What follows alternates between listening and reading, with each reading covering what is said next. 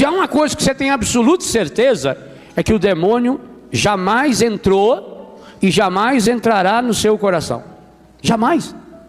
Ali está a consciência, ali está o sacrário inviolável do ser humano, ali está a morada de Deus, dentro de nós, dentro do nosso coração. Só cabe você, com os seus sentimentos, com as suas emoções, com a sua vontade, com a sua inteligência, e Deus. O demônio não tem acesso ao seu coração. Padre, mas se o demônio não tem acesso ao meu coração, então por que a minha preocupação? Por que a cura dos traumas? Porque ele vai criando uma casca no nosso coração. Isso ele tem acesso. O que os traumas fazem? Cria uma casca. O coração fica insensível. O coração não sente mais. O coração fica pesado, porque ele cria uma casca em volta do nosso coração, uma casca que torna o coração incapaz de sentir. Tomai cuidado para que vossos corações não fiquem insensíveis por causa da gula, da embriaguez e das preocupações da vida. Versículo 34. Tomai cuidado para que os vossos corações não fiquem insensíveis. Eu fico pensando nessa atualidade da palavra de Deus. Ao alertar, e alertar de uma forma muito insistente, muito convicta, a cada um de nós, que cada um de nós precisa tomar cuidado para que o coração de cada um de nós não se torne insensível. Há alguma tradução da Bíblia que fala coração pesado. Ave Maria fala pesado.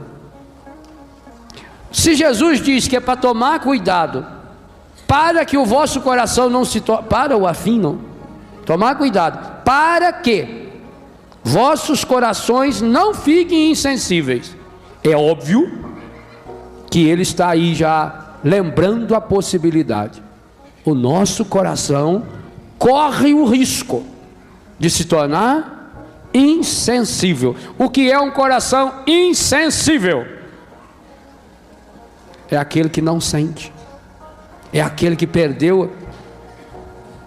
Por favor, alguém lá, cantinho da criança é lá embaixo. O coração insensível é aquele que perdeu a capacidade de sentir, principalmente de sentir aquilo que Deus está nos falando. Ao falar coração, eu já disse hoje de manhã, nós estamos falando desse espaço íntimo, interior, profundo de cada um de nós. É aí que se estabelece o nosso diálogo com Deus. Por que Jesus está falando de modo tão firme a respeito do cuidado com o coração? O nosso coração, aonde está a sede das nossas emoções, da nossa inteligência e da nossa vontade, é o espaço reservado por Deus, aonde Ele colocou em nós a marca dele. É uma certeza da fé católica. Há documentos oficiais da igreja que falam nisso. Por exemplo, documento do Concílio Vaticano II chamado Gaudium et Spes. É um documento oficial da igreja. Lá diz, e o catecismo retoma exatamente isso, que o coração é um sacrário inviolável, que o demônio não entra. Se há uma coisa que você tem absoluta certeza, é que o demônio jamais entrou e jamais entrará no seu coração. Jamais. Ali está a consciência, ali está o sacrário inviolável do ser humano, ali está a morada de Deus, dentro de nós, dentro do nosso coração. Só cabe você, com os seus sentimentos, com as suas emoções, com a sua vontade, com a sua inteligência, e Deus. O demônio não tem acesso ao seu coração.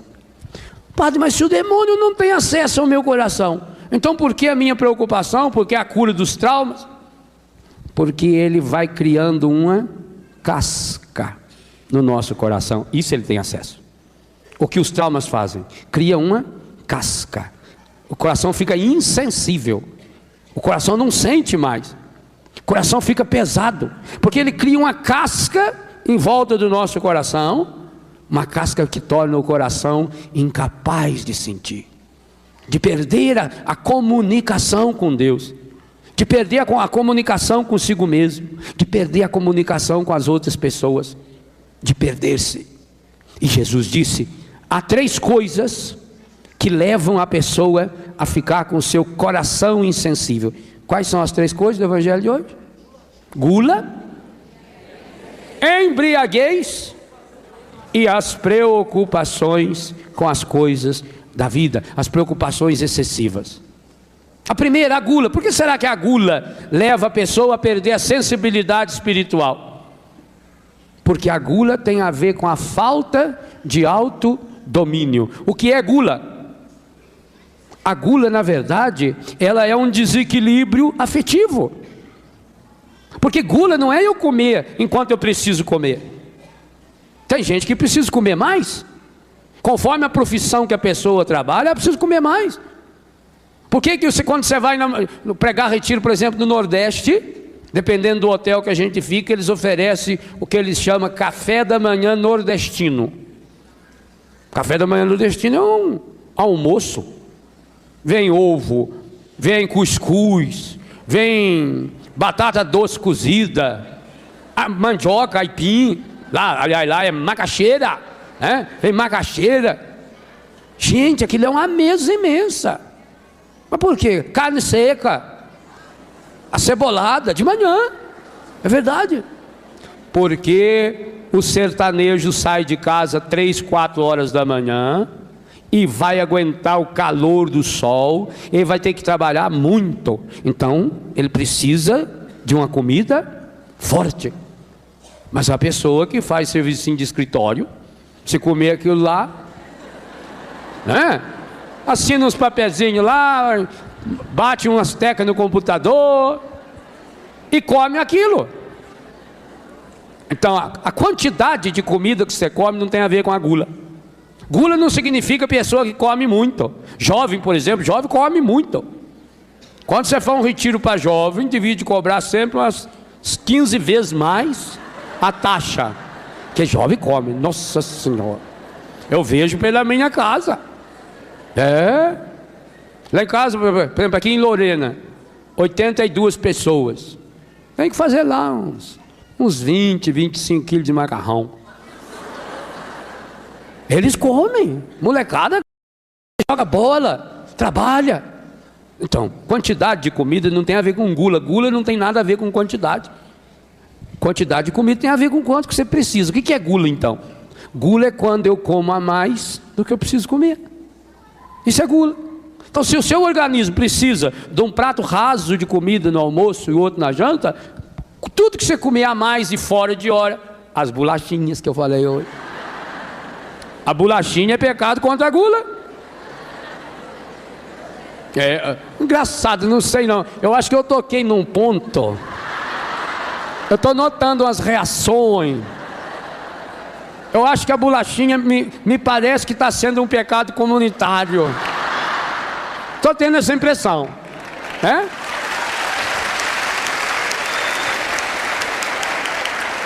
Sabe por que a gente não pensa? A gente se deixa levar. O excesso da comida, o comer fora de hora. Ora, se você não tem controle sobre a sua alimentação, vai ter controle sobre o quê? Como é que você vai resistir a uma proposta do demônio se você não é capaz de resistir à comida fora de hora? Isso é a gula. Então gula tem a ver com alimentação fora de hora. Gula tem a ver com alimentação desregrada. Claro, tem a ver com excesso de comida também. Pessoa senta à mesa, enquanto não tiver estufada, não para de comer. Inclusive tem alguns que levantam da mesa assim, mal-estar, cansado, né? Mas também, comeu feito um boi. Os antigos já ensinavam, a gente tem que sair da mesa sempre com um pouquinho de fome, sempre. Isso é sabedoria. Sempre com uma vontade de querer comer mais. Tem um padre na minha congregação que o recorde dele foi 4 vezes que ele jantou no mesmo dia. Isso é recorde do padre Moreno. Porque ele janta Aí chega uma pessoa depois, vai jantar, para não deixar a pessoa jantar sozinha, ele janta de novo. Isso ele que me falou, o recorde dele é 4 vezes. É sinal que ele come só um pouquinho. Ele vai lá, senta e come um pouquinho. Que ele sabe que também, gente, vocês sabem disso também. O estômago precisa de 1/10 mais ou menos daquilo que a gente come. O resto a gente come com os olhos. A boca que vai sofrer. Quer dizer, a comida, gente, é muito boa daqui para cima. Quando ela passou o canal da garganta para baixo, sabe aquele pedaço de pudim a mais que você comeu? Leva 15 dias para você andando, para você eliminá-lo. 15 dias. Entra facinho. Mas para eliminar, ele até derrete na boca da gente assim. Para eliminar, você vai ter que caminhar, vai ter que suar, andar naquela esteira e correr, faz ginástica. Aí você sua feito um condenado, 1 hora de ginástica. Vai lá e pesa. Emagreceu nada. Jesus está falando exatamente nisso. Com que facilidade a gente vai se enchendo com as coisas erradas e pecaminosas. Então, hoje em dia não se fala mais nisso. Antigamente, gente, eu acho que os cristãos antigamente, isso antigamente também que eu estou falando aí, uns 20, 30 anos, não é muito mais do que isso não. Os cristãos tinham uma preocupação mais séria quanto à alimentação. Hoje em dia ninguém liga. Por quantas pessoas que eu conheço, nesse caso só senhores e senhoras, que por exemplo, às quartas-feiras jamais come carne, ainda hoje. Que às sextas-feiras de jeito nenhum não come carne, come peixe ou ovo, ou batata frita, mas não come carne, porque isso veio dessa disciplina.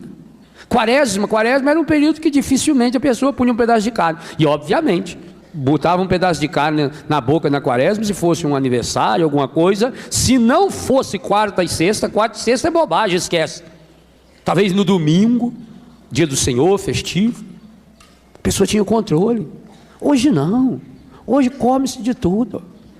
Hoje abre churrascarias na sexta-feira santa, e tem muitos católicos que vão na sexta-feira santa na churrascaria, come à vontade, bebe bebida alcoólica e depois vai na igreja participar da solene ação da morte de Jesus. Isso, mas é hoje isso é comum, isso é a coisa mais normal do mundo. Churrascarias abertas na sexta-feira santa. Quer dizer, a palavra de Deus não tem mais força nenhuma para o mundo, não.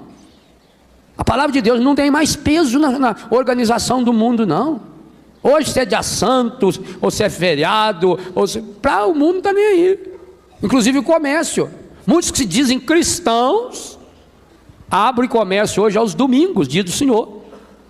E é claro que por trás disso tem um projeto demoníaco contra a pessoa, contra o descanso. Se até Deus descansou, como é que o ser humano acha que ele não precisa descansar? O descanso semanal. E olha que coisa linda, por exemplo, o domingo, dia do Senhor. O descanso semanal aliado ao descanso espiritual.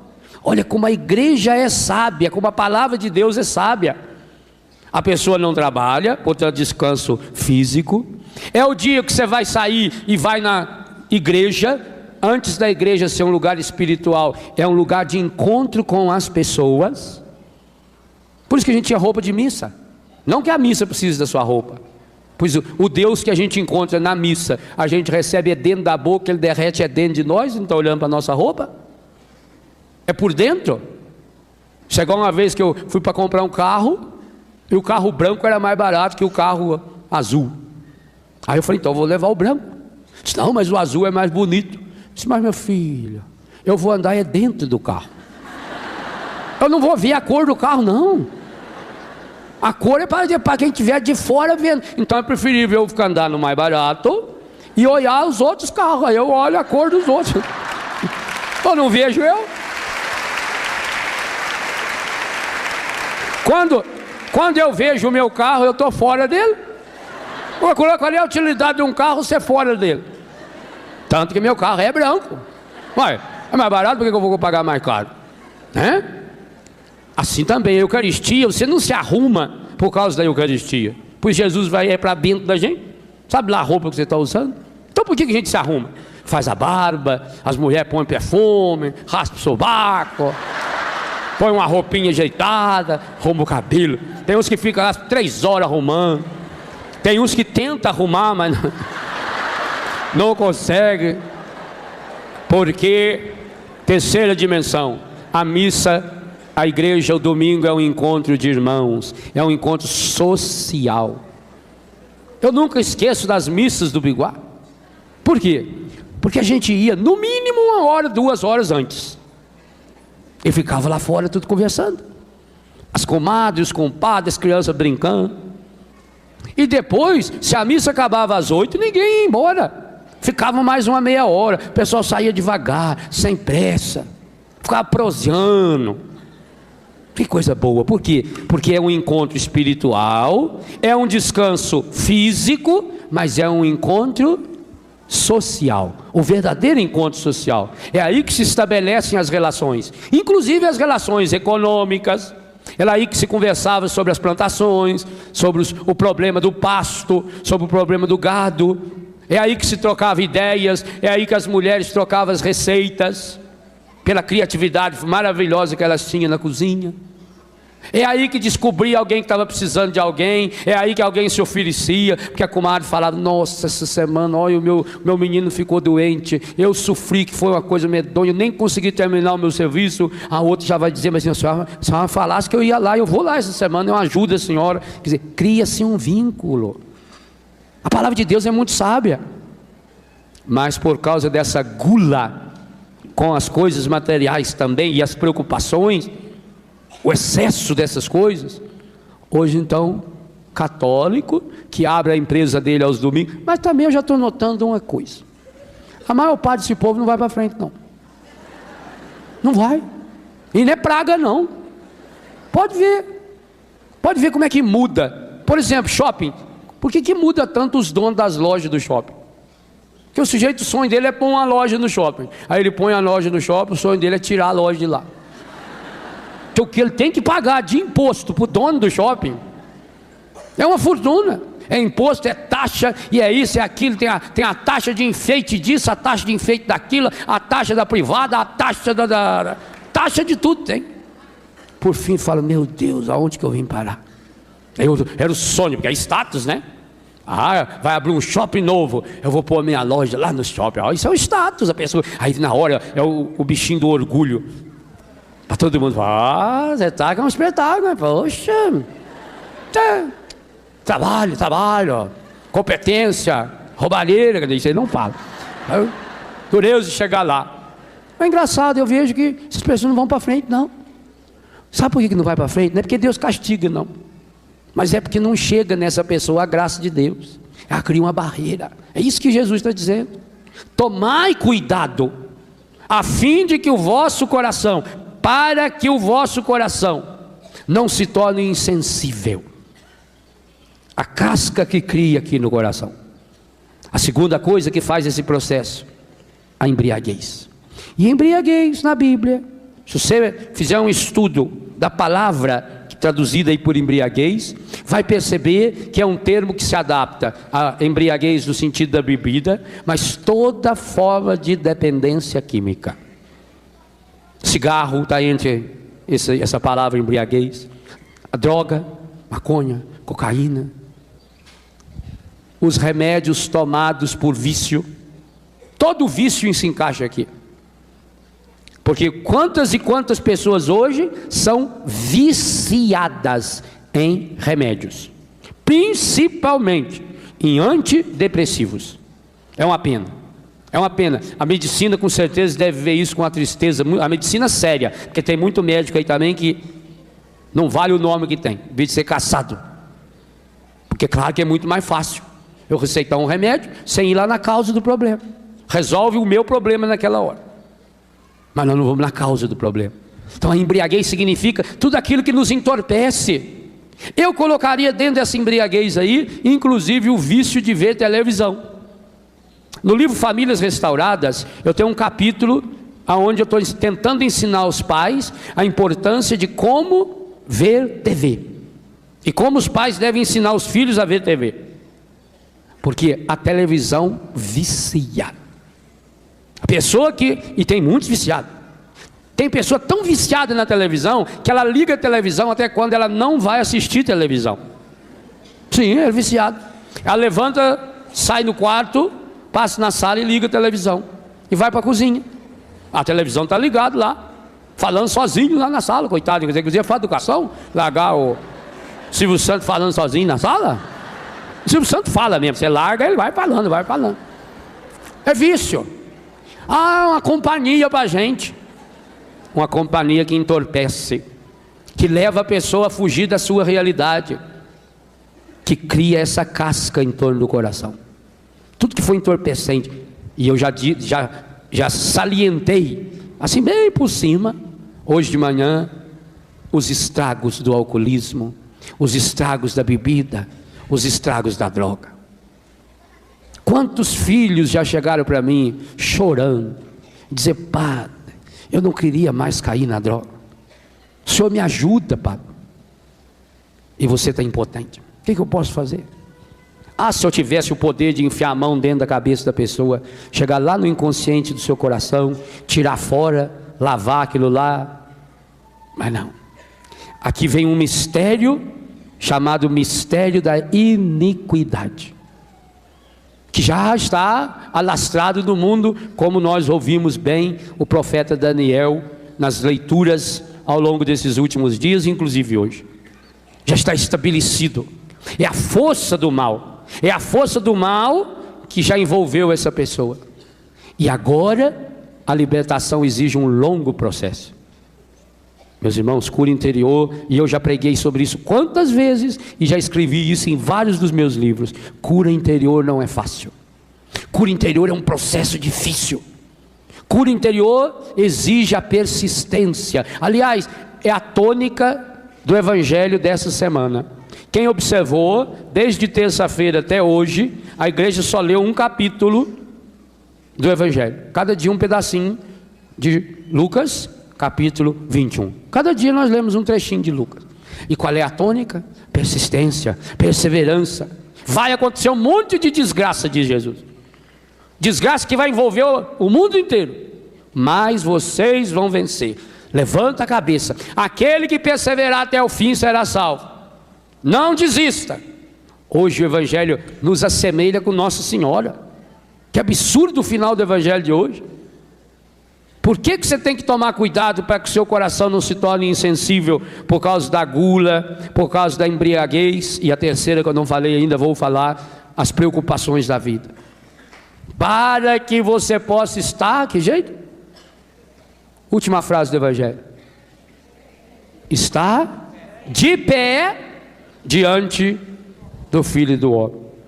Quem é que o evangelho fala que estava de pé diante do Filho do Homem? Maria de Nazaré, Maria Madalena e Maria de Cleofas, a discípula de Emaús, de pé. Percebeu? É isso que o evangelho quer de você. É isso que o evangelho quer para mim. Que nas horas difíceis a gente esteja de pé.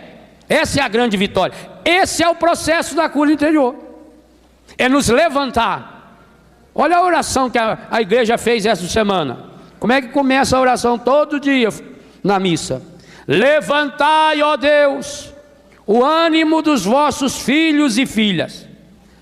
Levantai, ó Deus, o ânimo dos vossos filhos e filhas. Isso a igreja rezou a semana inteira. A última semana do tempo litúrgico, do ano litúrgico, a igreja rezou: levantai-vos, ó Deus, o ânimo. O Senhor pode levantar o nosso ânimo. Olha que oração de cura interior linda e profunda, e que você pode repetir para você também. Levantai, ó Deus, o ânimo do meu coração. Anima-me, Senhor. Eu estou muito desanimado, eu estou muito triste, eu estou derrotado. Por quê? Ou é pela gula, ou é pela embriaguez. Então você precisa descobrir o que está embriagando você. É a televisão? É vício da televisão? É vício de droga? É os remédios que você toma há já não sei quantos anos? É a bebida? É a maconha, a cocaína? É o cigarro? Não é fácil largar disso. Se fosse fácil, Betânia seria um fracasso.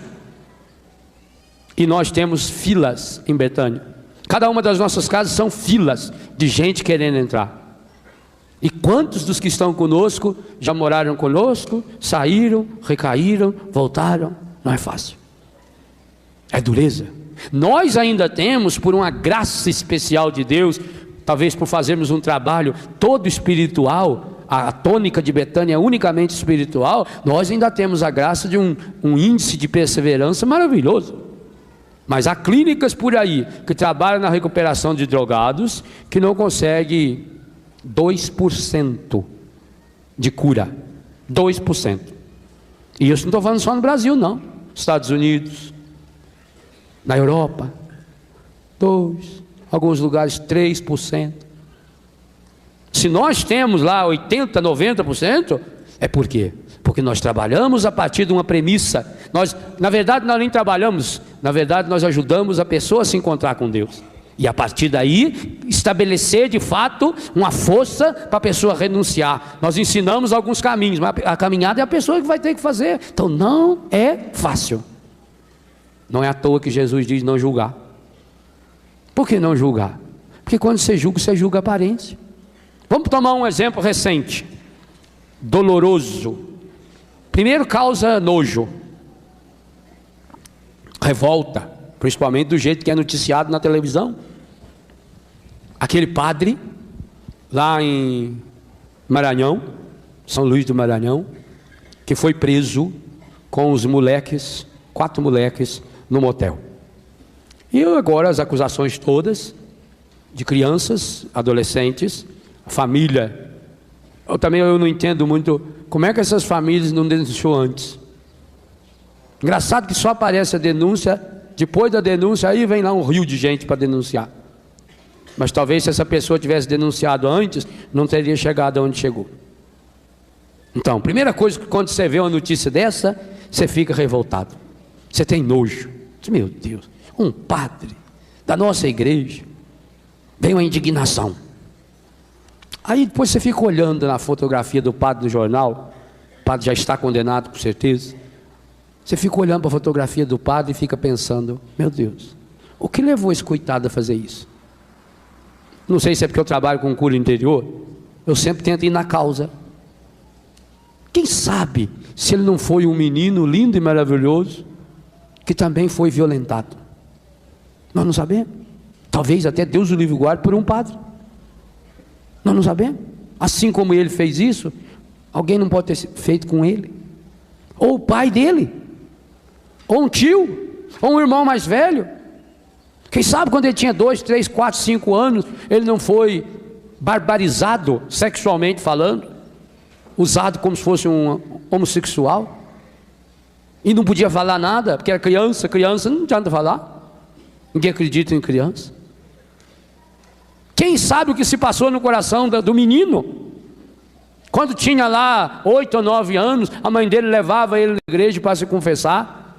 Mas cadê a coragem de contar para o padre? Eu me lembro até hoje, quantas vezes eu fiquei ensaiando um pecado, para confessar para o padre, o medo, porque eu era coroinha, o padre era meu amigo, o meu medo é que ele olhasse na gradinha ali e visse que era eu, porque antigamente tinha que ter a gradinha para a gente confessar, eu até baixava um pouco a cabeça assim, às vezes eu punha a mão na beira da grade, ó padre, dá minha vossa bênção, para ver se ele não reconhecia a gente.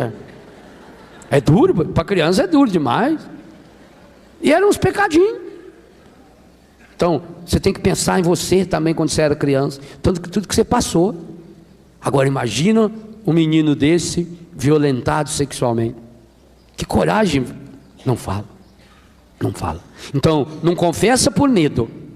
Aí vem a vergonha. Não fala para os pais, porque muitos pais, como eu já falei hoje de manhã, se contar um negócio desse para o pai é capaz de bater na criança. Como é que você fez isso? É um absurdo, onde já se viu? Porque aí o adulto olha com os critérios morais, e a criança está sendo vítima. Será que você não tem criança vítima sexual na sua casa? Na escola? Da igreja? Você acha que o seu filho de 8, 9, 10, 12 anos, se ele atualmente estiver sendo vítima de pedofilia, ele tem liberdade suficiente para falar para você? Não responda, só pensa. Ele tem liberdade suficiente para falar para você? E diga a vocês, a maioria não tem. Não tem porque não tem confiança, porque não estabeleceu diálogo, não tem canal para abrir sinceramente o coração. Agora esse trauma ficou lá, ajudou a fechar o coração da criança. Então nós não sabemos. Não julgar é por isso. Você não sabe. Você não, eu estou dando o exemplo do padre porque é recente, mas de qualquer criminoso que aparece aí na televisão. Eu fico revoltado quando eu vejo o Datena e o Marcelo Rezende e outros que fazem esses programas, ou no jornal que eles apresentam, quando pegam um criminoso, o tanto que eles xingam e pregam a pena de morte. Meu Deus, sabe lá se eles não são muito piores do que aquele coitado que está lá? Sabe lá se aquele coitado não é uma vítima? Culpa nossa, é muito mais fácil a gente botar a culpa. Fulano não presta, fulano isso, fulano aquilo. Muito mais fácil do que eu pensar, e eu como cristão, o que estou fazendo para melhorar esse mundo? Quando a igreja é coerente, tem gente que noticia. Essa semana saiu uma notícia aí relacionada à igreja, os jornais achando o maior absurdo. Os jornais dizem, porque a cantora Daniela Mercury foi convidada para o concerto de Natal do Vaticano, patrocinado pelo Vaticano em Roma. E alguém apresentou ao Vaticano o trabalho dessa cantora, principalmente em relação ao carnaval. Quando ela defende a camisinha, ela fez até uma música para a camisinha, defende o sexo livre. Obviamente que quando isso chegou no Vaticano, o Papa e os seus assessores, na hora, cortou. Não vai cantar aqui, não vai cantar no quinto dos infernos. Aqui não. Cortou. Os jornais estão indignados com essa atitude retrógrada do Vaticano. Isso não é retrógrado, isso chama-se coerência. Ela inclusive deu uma entrevista, dizendo que é católica. Eu não quero julgá-la também, mas você é católico? Defende a sua fé. Publicamente, então, pior ainda. Eu como padre, pode ter coisas que eu não concordo dentro de mim, mas eu tenho que meter uma zíper na minha boca. Publicamente eu não posso, como padre, ou como católico, como cristão, eu não posso manifestar-me contrário à minha fé. Não posso. Eu posso ter dúvida interior. Por isso que você resolve as dúvidas interior com o diretor espiritual, com o confessor, com um aconselhamento com alguém que me ajuda, mas não posso mostrar isso para o povo. A palavra de Deus tem que ser objetiva, clara. O catecismo é claro, o catecismo é objetivo. Você até interiormente pode não aceitar. Você até interiormente, até por falta de conhecimento, pode defender a camisinha.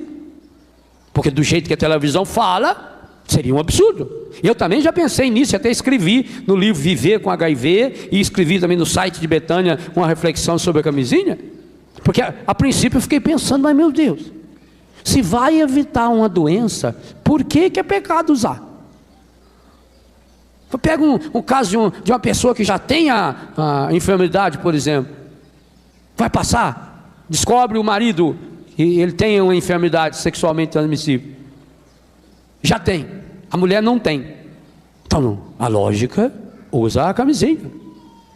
Aí você começa a investigar e descobre que não evita coisíssima nenhuma, que por trás disso está uma campanha de promiscuidade, que os grandes patrocinadores dessa campanha são indústrias promíscuas, que são as mesmas indústrias que financia os sex shops e que financia a indústria pornográfica de revista e principalmente de filme, hoje os DVDs e etc. É a mesma indústria. Então você percebe que o que está por trás disso, porque ao defender a camisinha, eu não preciso mais defender a fidelidade. Para quê? É uma segurança, eu ponho no bolso e saio. Se encontro um namorado ou uma namorada, ótimo. Mas também, se não, um amigo. Vai numa festinha, bebe, segunda causa, vai no embalo, pronto. Mas a pessoa depois vai sentir o quê? Nós que atendemos essas meninas, ou que temos filhas na nossa comunidade, vocês que têm o problema em casa, quando uma moça toma consciência do que ela fez com a sexualidade dela, com os rapazes também, só que com os rapazes o processo é mais lento, ele precisa amadurecer muito para ele começar a se convencer disso. As moças, graças a Deus, mas ao mesmo tempo, se ela não encontrar um apoio, principalmente espiritual, quando ela olha e fala, meu Deus, no que eu transformei o meu corpo? Quantos homens já tocaram no meu corpo? Onde foi parar a minha pureza? A minha dignidade? Vocês imaginam o trauma que entra na casca do coração a partir disso? Ela vai se sentindo podre, ela vai se sentindo usada, ela vai se sentindo coisa. Meu Deus. E é isso que o mundo faz. Enquanto é menina nova, enquanto é bonita, tem um monte de gente que quer. E depois? Depois vira aquele bagaço, coisa uma laranja que chupou e joga fora. Chuta. Porque o mundo não quer compromisso. Imagina. Hoje em dia, com essa liberação sexual, com esses namoros cada vez mais livres, a pessoa cada vez menos vai assumir compromisso sólido e sério com os outros. Agora, uma pessoa que não tem capacidade de assumir esses compromissos, vai se tornando uma pessoa vazia, vai se tornando uma pessoa fútil, embriagada, entorpecida. Gente, o sexo usado do jeito errado, ele é um entorpecente medonho. O vício do sexo é terrível. Aliás, o vício do sexo é pior do que o vício de cocaína, porque o sexo você carrega, está aqui no meu corpo. Tudo que eu preciso para o vício sexual está aqui no meu corpo, eu tenho aqui dentro. Se eu não tenho autodomínio, e comecei a perder o autodomínio quando não controlei a minha alimentação. O que Jesus está falando de 2000 anos atrás é atualíssimo hoje. Eu estou me embriagando com a sexualidade, porque eu perdi o controle. Volto, repito, e amanhã vou retomar de manhã. A causa de tudo isso, nós não podemos julgar. Porque a causa, mesmo a causa da gula, tem muitas pessoas que não têm controle com a alimentação por causa de um trauma. Relacionado, por exemplo, ao mamar, da mãe que não tinha leite, o leite fraco, né? Entre aspas. Tem mulheres que têm o leite fraco. Embora há uma corrente na medicina que diz que isso não existe, mas parece que não sustenta a criança aquele leite, ou pouco leite. E aí a criança chupa o seio da mãe e não satisfaz. Ou tem pouquinho leite, a criança fica na ansiedade, quer mais, e não tem. A mãe sofre. Ou a mãe com o seio todo machucado, todo cheio de corte, que arrebenta o seio, porque a criança morde. Tanto que alguns hoje passam os produtos certos já, as pomadas. A própria mãe, na hora que vai dar o mamar, ela tem uma rejeição natural da dor. Ao menos um desejo que a criança não tivesse fome. Isso é normal, você não tem que condenar essa mãe também. Mas a criança cresce com isso. Parece que vão sempre tirar dela a comida, parece que vão sempre tirar as coisas dela. E aí vem o terceiro elemento que Jesus diz que a gente tem que cuidar muito, porque ele é como que a conclusão de todos os outros problemas que Jesus sintetizou nesses três: gula, embriaguez e plural. Preocupações da vida.